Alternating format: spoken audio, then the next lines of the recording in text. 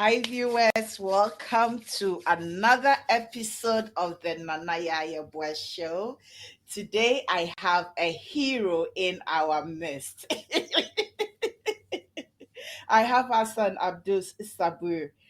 Did I mention your name right? Yes, perfect. Okay, great. Hassan is a man with so many talents. He is this is how I found him. I found him on the GoFundMe page as a GoFundMe hero. He cycles for change, and the change is in respect to fundraising for young Black people who intend to go to universities or colleges in the US, whose means are challenged. So that is where he comes in. And it takes a certain person with a lot of love and heart to do what he does. And the bicycling, now I cannot balance myself on a bicycle to You save can. my life. Wow. But this is what he does to fundraise. So I want us to talk to Hassan, his humanitarian and philanthropic work, and its impact on society. And these days, this is how I've come to see the world, the ripple effect of how we live our lives and how it affects people. Sometimes not only those close to us, but it's beyond to impact change when you look at the long run. Yes. So, Hassan, that is the little bit I have about you. But you know what Thank I did? I did a little video to actually introduce you. So let's see if I you. get it wrong. You tell me, Nana, no. You should have added this and this. So I'm going to No, play I'm it sure it's now, perfect. and then Hassan will tell me yes or no, right? Uh-oh. Yes. I'm already saying yes. Oh, okay. Oh, what happened? Oh, that was the wrong one.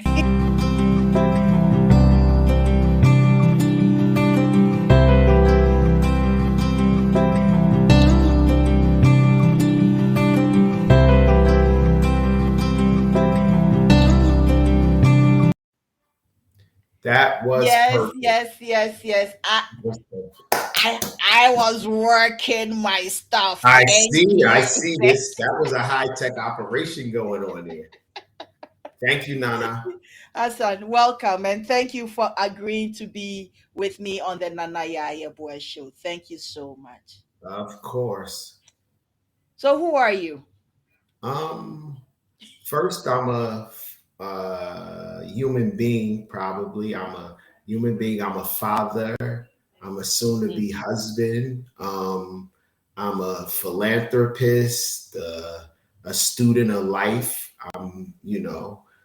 That's who I am. I'm just a person. I have this idea that crazy idea that we actually can make differences in the world as Yes, individuals operating in groups that operate in larger groups. But I do believe that we all have a purpose on this earth, and I want to fulfill my purpose. oh And wow. I think that philanthropy and giving and working with children is part of my purpose, and part of me feeling whole Hmm. in this. The older we get, I'm 49 years old, so I'm about to reach that half a century mark. And Half you a start century. half a century, yeah. That's a little inside joke for everybody listening. Nana and I had an inside joke about a quarter of a century earlier. Okay. That's a half a century. Yes. Yeah, So yeah.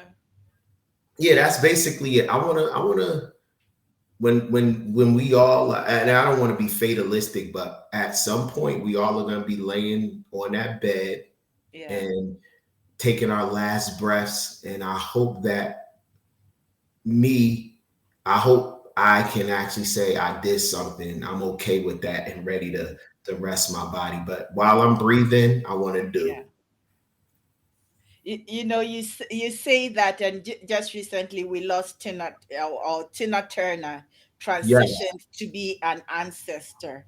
And Yes. in an interview, I forgot who she interviewed with, but she did say something profound, that age has given her the opportunity to not take things so seriously, and that she's lived her life to a certain point that if it is time for her to go, she is okay with it because Yes. she has lived. And I ask myself, how many of us can actually say that? Mm. But then you also talk about purpose. How many of us know our purpose? And Yeah. how does one find their purpose in life? Wow. From your experience. From my experience, Yes.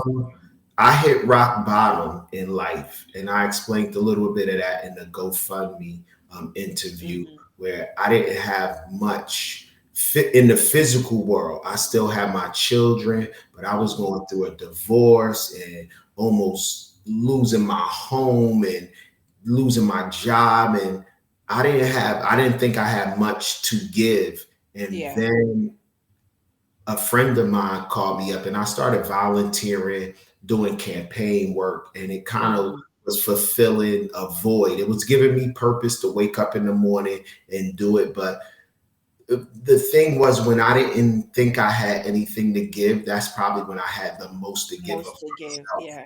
Yeah, so that's how I kind of got into this thing of you always have something to give. And Mm-hmm. we always think of the physical, like, oh, I don't have money, or I don't have a car, or I don't have this, or I don't have that. But you have time. Yeah. You always have time. You have resources, and we don't realize we let the world tell us what our resources is. That's why we think we don't have any. And you and I were, discussing a little bit of that Mm-hmm. earlier before we got on too. But we have a plethora of resources, abundant of resources at our disposal, and we just don't know. And the first being our physical labor that we can give. You know what I mean? So Yeah. that is kind of how I started getting into my purpose, by realizing I had nothing physical, but I had all of this to give. So I had my intellectual power, and I saw a need in that needed to be fulfilled. I'm like, oh, these Yeah. kids are going to school and they don't have money. Or I hear a bunch of people say, oh, I wanted to go here, but I didn't have enough money. So how does somebody without an abundance of money give money or fulfill its need? And that's through others, and that's through a righteous cause. So I think our cause is pretty righteous, Yes. and people recognize that and want to give. But that's kind of how I found my purpose, by clearing a bunch of things out in my life that I thought were important: the cars, the houses, the trips, the this, the that. Mm-hmm. Once that was taken away, not taken away, but once that was out of the picture, Yeah. and I could no longer buy a car when I wanted to buy a car, go on vacation when I wanted to go on vacation, or even afford to pay my bills. I had to, I said to myself, this is not life. You know what I'm saying? This is not the end of me. This is not it. It's something more. That's when I started giving. And when I started giving, I started getting. So Yeah. Well, I was just about to say, well, the good book says it's in giving that we receive. yes, yes. Believe me, I ascribe to that philosophy 100% for real. Believe me, because Yes. I was like, Yes. oh, let me give more, let me give more, let me give more. But it is. My friend told me about, like, we always say karma, and we associate karma with bad. Like if somebody does something bad, we always say, oh, karma's gonna get that person. Yes. But karma, he was It's telling me, both.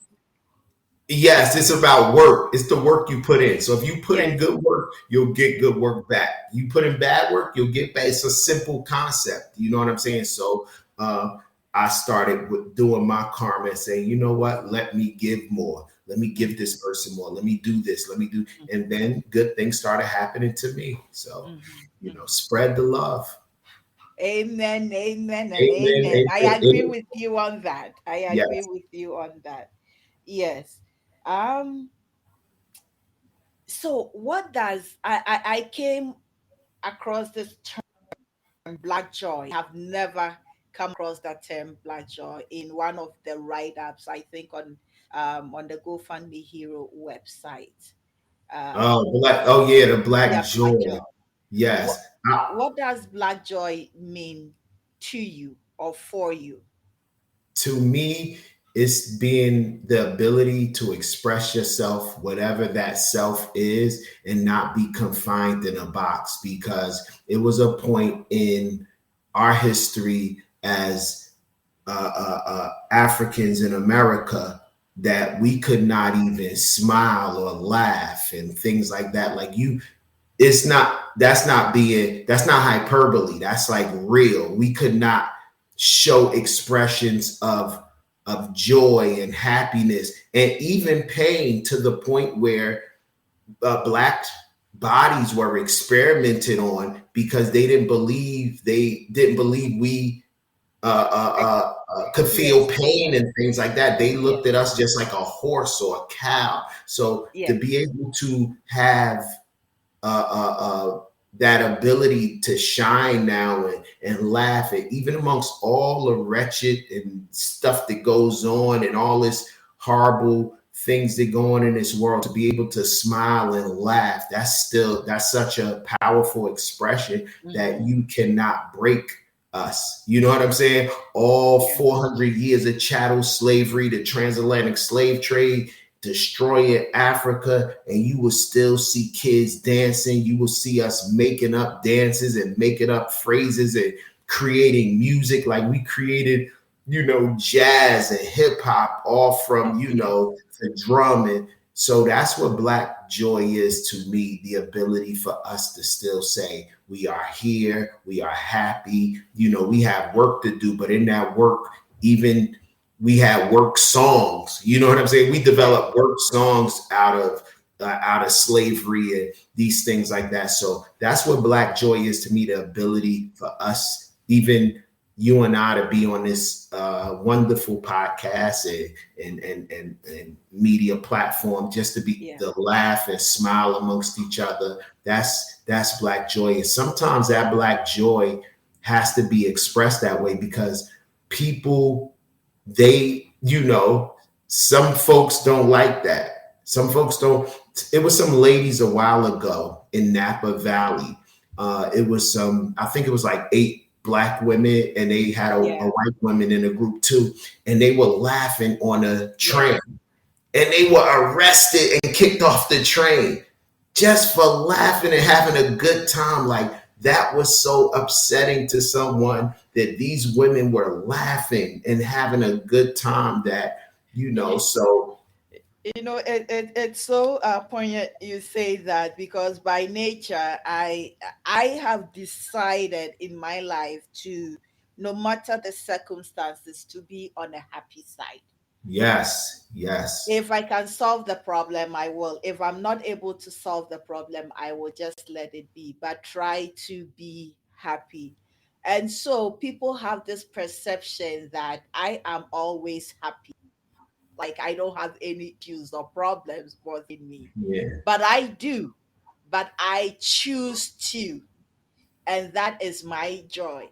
But I yes, do find that irrespective of where we are or where we meet as, black people, we find the brotherhood, the sisterhood, the yeah, family, to be able to speak and, be happy together. So yeah, yeah, and that is, I see that a lot with amongst, black people in certain places and in spaces. Sometimes all you need to do is just look. You don't know the catch person, just eye look, contact. You eye like, contact, yes. And it's like, it doesn't matter whether I am continental, you are diasporan, you are this, you are that, speaking, we all come together. We all come yes, together. Yes. agreed. Yeah. So let's get back to this, your humanitarian work. And so I read through my research that the first young person you assisted to get into one of these. Is it Howard University? Yes, it was Howard. Yes. It was Howard University. So Howard is part of the historically black colleges and Colleges and universities. yes, okay. So because there are viewers who are not used to some of these terminologies or Okay. have no idea. Some of my viewers are in Ghana, others are in the UK, and it's surprising enough. I don't know what's in Vietnam, but Yeah, yeah. It's not, those things are not promoted. So historically, black colleges and yeah. universities were started after emancipation. So Mhm. after the emancipation proc, so in a lot of these schools popped up in Yeah, 18, like Howard was incorporated in 1867. So it was 1867. for newly free slaves. They set up a lot of these schools. So the majority of them were set up in those coming years, Hmm. 1867, and Yeah. on 18. I think even one, Lincoln, I think the oldest, Lincoln or Cheney, was like 1865. So Okay. that's what these schools were set up for. And most of them were, a lot of them were agricultural, like Hampton was an agricultural school to, Hmm. show folks how to independently operate Yeah. farms and things like that. And a lot of them were teachers' colleges because those were the only jobs that really we could do is, back then be teachers and farmers and, things Yeah. like that. And they did produce attorneys and, at Hmm. that time, but the majority of the education was focused in on, Yeah.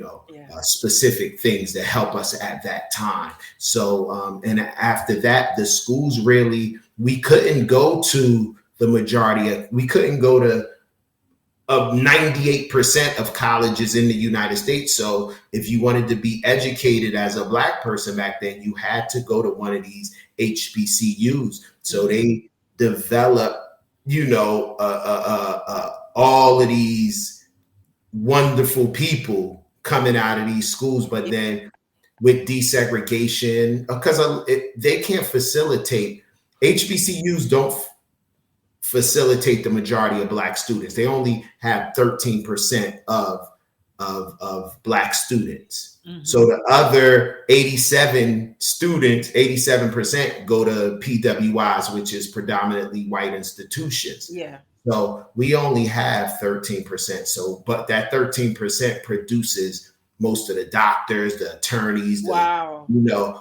they do. Yeah, that's the amazing part about it. And that's extremely underfunded. So it's a HBCU in Louisiana called Xavier, and they Yeah. produce the majority of black doctors, you know, Wow. and they just, Xavier and Morgan just got a medical school because they didn't have a medical school, but you went in there. Hmm. Most of the students who went in there wanted to be pre-med or, Yeah. something like that. Like Tuskegee actually produces like 87% of black veterinarians. And they have all of this and they produce all of this and they're still underfunded. So as usual, we do more with less. So that's why it's important for me not just to say this is a scholarship for you if you go to college, but Hmm. specifically if you go to HBCU because of the product that it produces. Oh, wow. That Yes, is so impactful. I think one of the things that we should thank our forefathers or our yes, foreparents that conceptualized that idea that this is what is important for the community and generations to come because they laid those foundations for us. And more often, it takes an individual with an idea for people who also can buy into it to, yeah, make it happen. And the more reason I say that also is that um, for Africa, many of the countries in Africa, and I'm going to speak in to Ghana in particular, to gain its independence, it was actually also pushed and inspired by the Dr. Martin Luther King's and hmm, yes. yeah, So it is that collaboration and support of the diasporan African and of the continental African to show them a different, this is how the This is how reality it's of done. us is, to be able to say, okay, let's get it done. And even before then, Maya Angelou was also on the ground teaching and being part of that push and voice to help Yes. transform. So I, you know what, we pay homage to them, to their Yeah. sacrifices and the life, the blood, the sweat that they pour Ashe. down on. Ashe. Yes. They Ashe. should be pouring libation. Yes, yes, Exactly. yes. I'll pour a little bit out for the homies. Amen to that. Amen to that. So we duly respect them, we duly acknowledge them, and we duly thank them for the sacrifices that they've made for even Yes, somebody like me to be here with you as my brother across time. But now we're having these conversations, and you're yes. also giving somebody a stepping stone. So tell me, the first person that you gave a brief of how it started earlier in our Okay. conversation, but I want you to go in depth about this person that you started with. How Okay. much funds were able to be raised? Yes. So the first person, I don't know. I went to Howard in the 90s and I Mm-hmm. wasn't able to finish. So Mm-hmm. that's always been a thorn in my side, me not finishing college. So my brother, I call him my brother, he's my best friend from Howard. Mm-hmm. He called me up and he said his niece is in jeopardy of being kicked out of Howard because Mm-hmm. of finances. Yeah. So that kind of triggered something in me Yeah. to say, hey, let's do a fundraiser for her. And, I donated to his GoFundMe page. I was like, she's never going to make it if she doesn't get a whole bunch of money. So that's where the bike ride, I said, maybe if I do this bike ride, people will be kind of inspired to Yeah. donate. So the first bike ride that we did for Marbella, it only raised $7,000 or $8,000. It was in that range. But That's what quite something. it was because it was just done on a whim. Yeah. So but the good thing was she raised 8,000 on her own. Then we Yeah. raised the say $7,000. So it gave her enough to get back in because what happened was COVID Yes. and it shut the campus down. So she didn't have to pay for housing. So Yes. so it gave her enough money. And then the next year we found two students from Newark to do it again. And Mm-hmm. that's when we said, hey, we set the goal at what, 25,000, and we Yes. ended up raising 38,000. And I was like, oh wow. So we gave each kid 10 grand. The Yes. rest we utilized for the ride and for next year. And Yes. then that's when the ball started rolling. And then last year we said we're gonna raise 50,000 for 6 students. And Yes. it expanded. So we didn't only we did 3 Howard students, then we did a Morgan State Yes. University student, a University of Maryland Eastern Shore, a North Carolina A&T. Yeah, and then those were the 6 schools or the 6 students. Yeah. Then we set a goal at 50,000 and we ended up raising 88,000. So I was like, oh my God, everybody's loving it. And GoFundMe contacted me and then that Yes. started going and it just the ball started rolling. So Rolling. like Yeah. you said in the beginning, that little pebble of $7,000 started a ripple effect. Now Yes. we've raised probably over $150,000 for students with the goal Wow. of $1 million. So hopefully we can hit 1 million in a couple of years. But that's No, all it's not hopefully. we You will. are.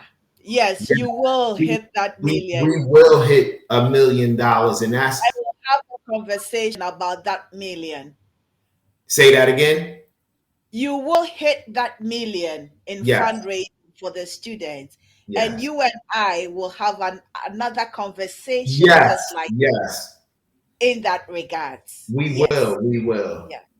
Beautiful. So that So was kind of that's kind of how this snowball effect just started mhm, going and now is bigger than just this. It's a lot of people on the outside, we've incorporated into a 501c3 so people could give larger donations and give tax write-offs and things like Okay. Oh, that. wow. So yes, we have a whole board. So it's not just me now. It's a bunch of other folks that are invested in seeing this thing grow. And it's a good thing. I love it. And it Yeah. all started with one phone conversation and one idea, and just this idea to ride a bike from one point. If you say I'm riding a bike from Canada to the United States, people are gonna be like, oh my God, how are you gonna do that? And it's all about just getting on a bike and pedaling, just like you get in a car and drive, you get on a bike. Right. Yeah. But the idea is so Important. yes. Yes. Yes. Well, it's so I don't know how many people take the ideas so seriously, but I always have a little book that an idea sparks. I write it out or I write it down. That if you have an idea, try and figure out how to act it. Good ideas. Well, Yes.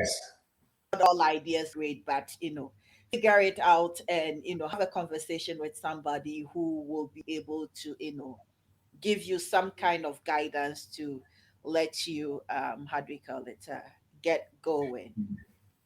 Wow. So this first young lady is She done with She university. graduated. Yep, she She graduated. graduated. Wow. That next coming, because that was her junior year that we Yeah. helped her. So that next year she graduated, and we feel, a bunch of us feel like we had a part in this woman's success. Yeah. And now that is with these other two students. Well, we have 8 students total now that's in school, and next year they'll all be juniors and sophomores, and we'll just keep pushing them through the ranks. So part of our ride is not just Nana getting her education and being rich. Part of the ride is in our application process now is to say, what are you going to do with your education to come back Mm, home and make it mm, better? So we have, take a place like Howard University. They have 97 or 100 kids in their mm, medical school that's graduating. So they have 100 doctors coming out. Out of wow. those 100 doctors, 67 of them might be Nigerian. And that's no joke. Like Oh, more whoa. than half, more than half. But listen to that. Where are these people? Where are these brothers and sisters taking their education to? Are they staying in America with it? Are they going back to England or London or wherever the heck else they're going, to Canada, and they're getting paid? So you have all of these doctors coming out of Nigeria, and then guess what? Only 2 of them are going back home with that. So then what good does that do Nigeria, that you're making all of this money and you're doing all of these great things, and then it's one doctor for 500 people in Nigeria? You know what I'm saying? So that's kind of Hassan, what we, I fully understand you. You see the English is changing. The yes, accent is changing. yes. I fully understand where you're coming from. But we So have issues to deal with. we do. So that's kind of what we want to do. So in a city like Newark, it's Mm, a city that, it's an urban city, and we're in a renaissance right now. But we want those students that's getting those yeah. wonderful degrees in engineering and doctors and attorneys. We want all of those kids to come back home, utilize those degrees to help fix the problems in your neighborhood. So if you're getting an MBA from whatever school, Hampton, or whatever school you're going to, why can't you use that MBA to come home and open up a business? So you have a master's in business administration or whatever, and then you go right to whatever company, Xerox, and you go use Yeah. it at Xerox. So why can't you open up a business on one of our corridors, Springfield Avenue, Clinton Mm, Avenue, Why can't you come open up a business there, develop a business incubator there, or something like that? But we take our educations and we use it to develop somebody else's, and our neighborhoods go like this. So your mother, you can have the best engineering and architecture degree in the world from the best school, and your mother's block is falling apart. So It's what true. good? Yeah, what good is that degree if it can't help solve the problems in your community? So that is why we say, I don't care about your degree. How could you use that degree to solve some of Newark's issues? So that's mainly what we want our children. Now, we know everybody's not going to come back home, but if we have 100 students that we're sending away and half of them come back, even 25% of them come back home and buy a house, develop a business, send their kids to school, our community would be better. Yeah, that's true. So let me just quickly reach out to the viewers who are watching this from around the world. If you've not subscribed to the Nanaya Yebwa show, please do. I know that a lot of people just pop in and watch. Not many of you have subscribed. So please do subscribe so that when we have guests, we're able to bring bigger and better guests and help this channel to grow to where it needs to get to, because there are powerful stories to be told, lives to be changed and transformed and inspired as Yes. well. So please subscribe to the channel so that the work can continue. For me personally, I have a lot on my plate when it comes to telling our narratives, however that it is. So yes, subscribe and let's get there. Help our And digital griot out. sorry. I said, help our digital griot out. Yeah, thank you. Help our digital griot. That's right. That's right. We have a lot to do and a lot to talk about. Yes. And so we were talking about success. The young lady having actually graduated and whatnot. For you personally, what does success mean for you? Hmm. Success for me means happiness, first of all, if we're happy. And I know that's a fleeting thing, but if we're that's success to me, being fulfilled, and my kids used to say filling their buckets, in kindergarten. She was like, are you a bucket filler or a bucket tipper? Like, I want my bucket to be filled up with Yeah. that joy that we were talking about, filled up, not knowing that I went through life helping others, that I Mm-hmm. just didn't, have this little nuclear circle that I was in, like wife, kid, dog, house. Mm-hmm. But my community is actually the world. You know what I'm saying? So how that's success to me, when somebody could say, you know what, Hassan didn't walk through this earth and just do for himself or buy himself new cars or utilize his resources just for himself. But I truly believe that's what success looks like. Just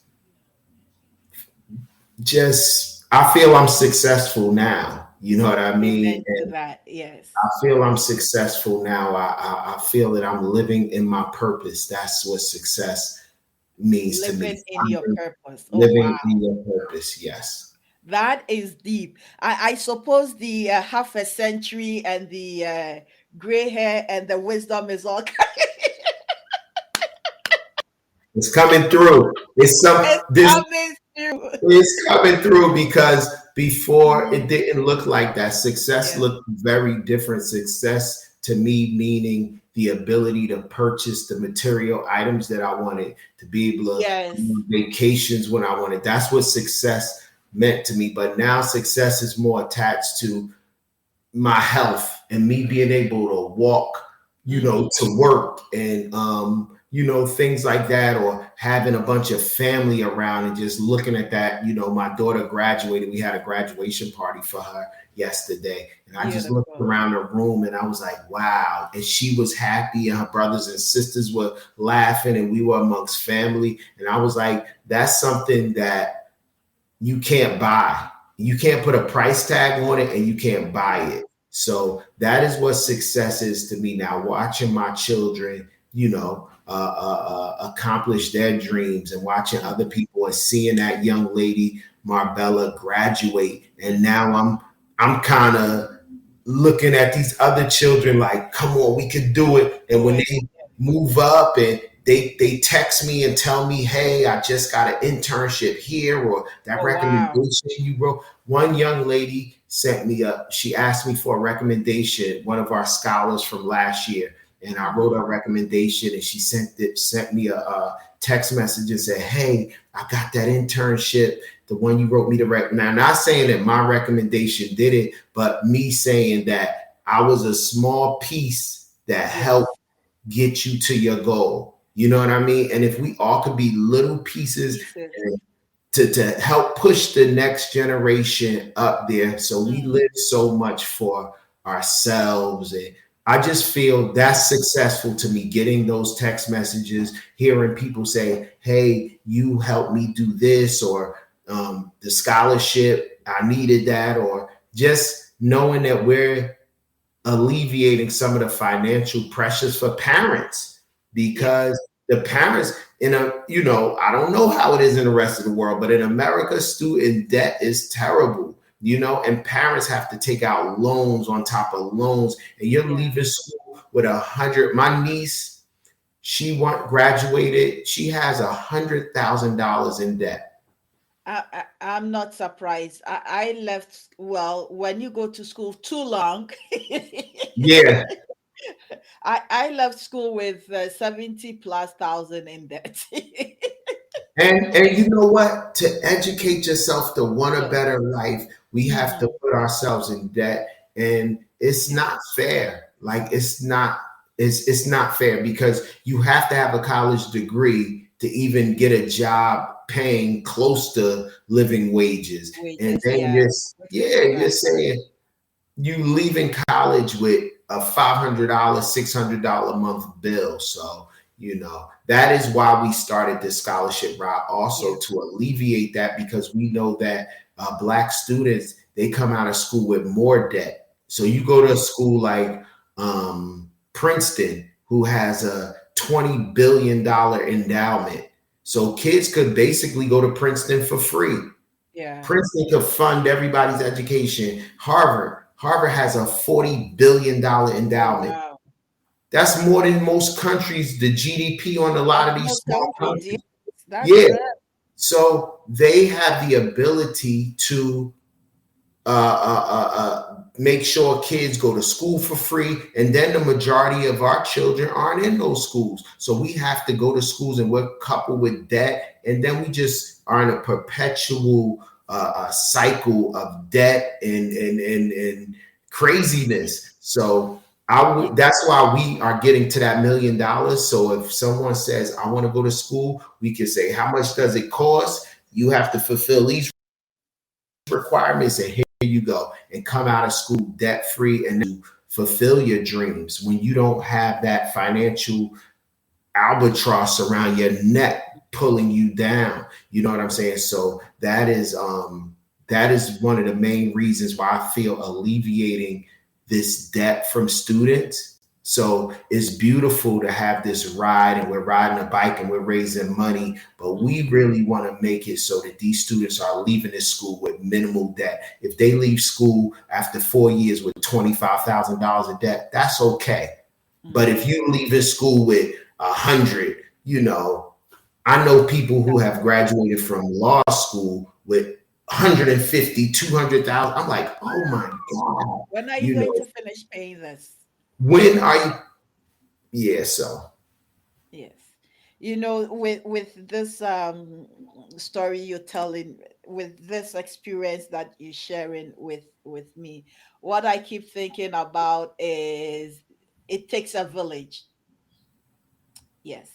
The yes, it concept does. of it takes a village. And now It's so so cliche after no, Hillary Clinton said it, it's but not a it's so cliche. true. It is true. You see, what the West, Hillary Clinton did not say that. It takes a village is an African proverb. No, I know it's an African proverb. I said when she said it, it kind of commercialized it, but even in the commercialization of it, it's true. And it's really such a simple concept, but Yes. it's the truest concept in the world. It does. Yes. It takes a village to, do whatever we want to do. It's always better together. And that's part, Yes. our ride has an African proverb. It says, and we put it on all our shirts and all our materials. If you want to go fast, go alone. But if you want to go Go far, go together. further. Yes, Go so that's together. our Yes. motto for, Yes. we're gonna throw our African proverbs in there. And No, it they do guide, they have life substance. They do yes. guide us in a lot of ways. We lose the essence of our proverbs. Sometimes we lose the essence of life, because a Mm, proverb is not just that saying, it gives you a whole concept. We have a saying in Akan that obanyansafo yebune be yenkanasem, or otherwise translated as a word to the wise is enough. That is very loosely translated. yes, yes, The wise is spoken to in proverbs, not in yes. plain tongue. That is a better translation. My grandfather used to say that. He always used to tell me, "Let a word to the wise be sufficient." And I Yes. love that saying. Yes. Yes, yes.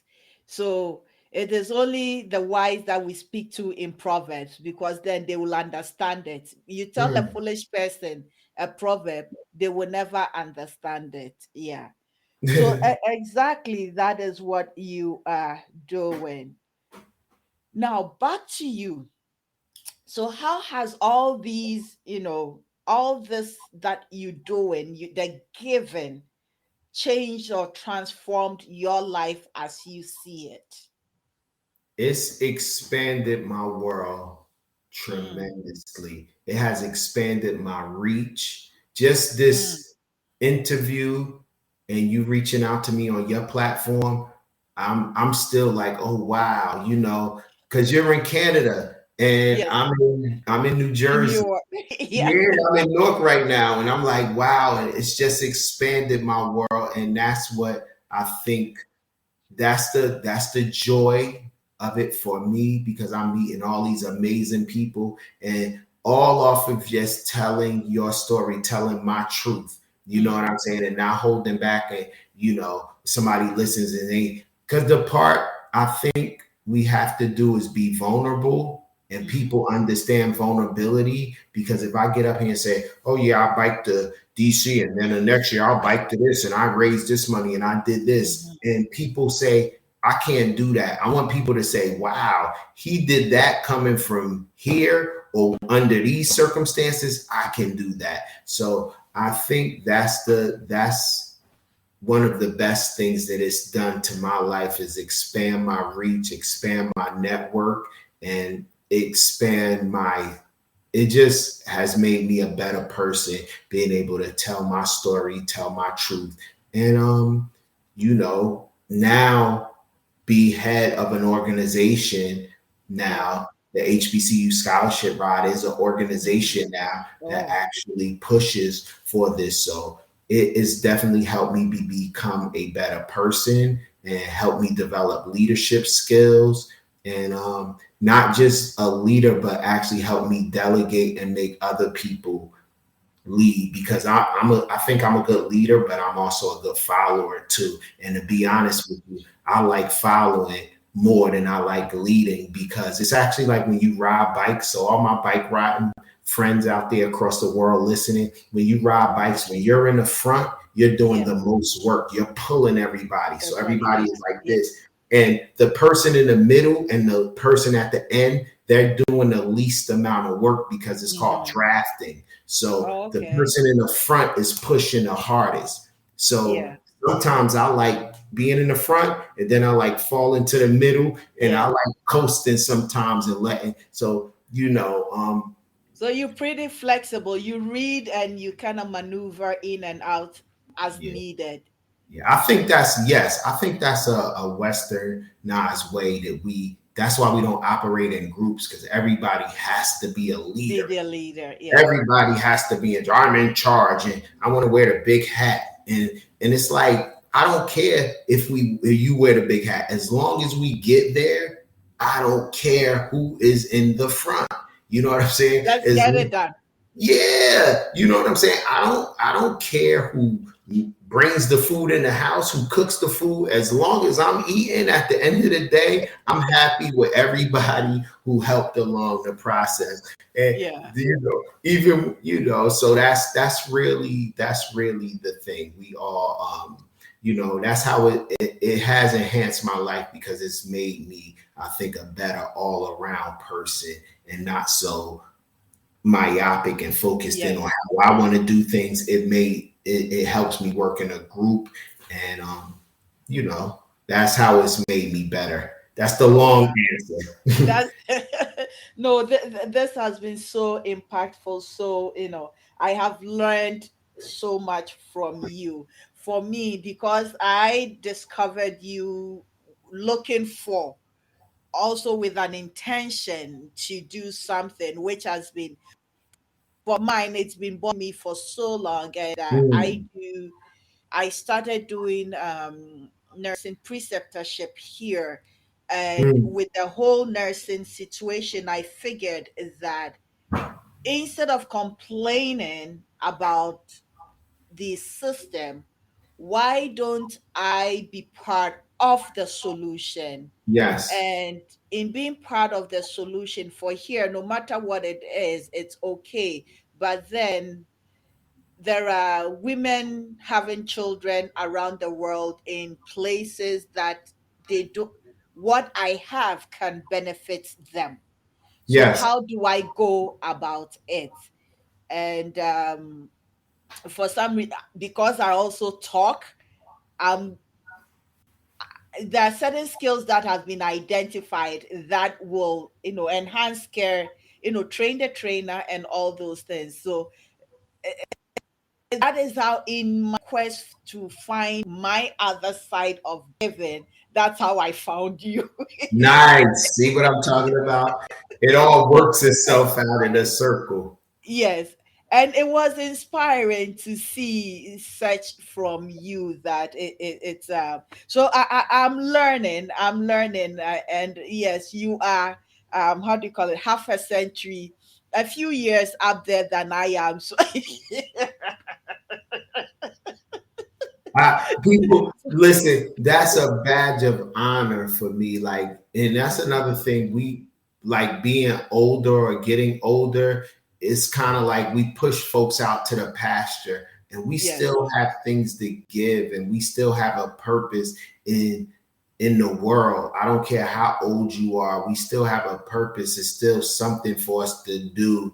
I was listening to this lady. I don't know if y'all have it up there. Her name is Judge Judy. yes, yes, Yes. yes, And Judge Judy was saying, if you didn't do it in your 20s, you could do it in your 30s. And if you didn't do it in your 30s, you could do it in your 40s. And she kept going on. And she said some famous painter was like in her 80s when yes, she started painting and things like that. So as long as we have life and breath in our bodies and our health, which is super duper important, as long as we have that, we can do things. And it's no set given time. I'm back in school. I have a couple of more credits to complete my oh degree. wow, And yeah, that is, I can't tell kids, I can't tell kids to go to school if you're not without, doing it. You yes, know what I'm saying? So it's just that I'm in class with a bunch of younger people, and it inspires me. And it's never too late to late, finish. yes, It's never too late. It's yes, on when you think it's too late for something, that's when you've given up on life. But it's yes, never too too late. So late. yes. Wow, that is a beautiful segue to end this conversation. Thank you so Oh much. man, if you ever My virtual hug. Let's virtual. virtual hug, Bring it in. my brother, thank you so much, Hassan. The Please. African came out, my brother. My yes, you know what? Let me tell you something. I feel so much better when we call each other that, and especially my folks across the diaspora. When Yes. we run into each other and we like my brother, my sister, I feel so much. I feel like, oh wow, I made it. I'm whole. You know what I'm saying? So Yes. let's bring that back into existence of calling each Yes. other my brother, my sister, Yes. and know that we are one. That is true. That is true. That is true. And on that note, thank you so very much for your time, for your patience. For those that were watching, also thank you for tuning into the Nana Yayebua show because we were coming to you live. I appreciate you all. If you have not subscribed to this channel, please do so. And Yes. we will come to you in the near future with beautiful, great, and beautiful shows. Thank you very much. Thank you so much for having me, Nana.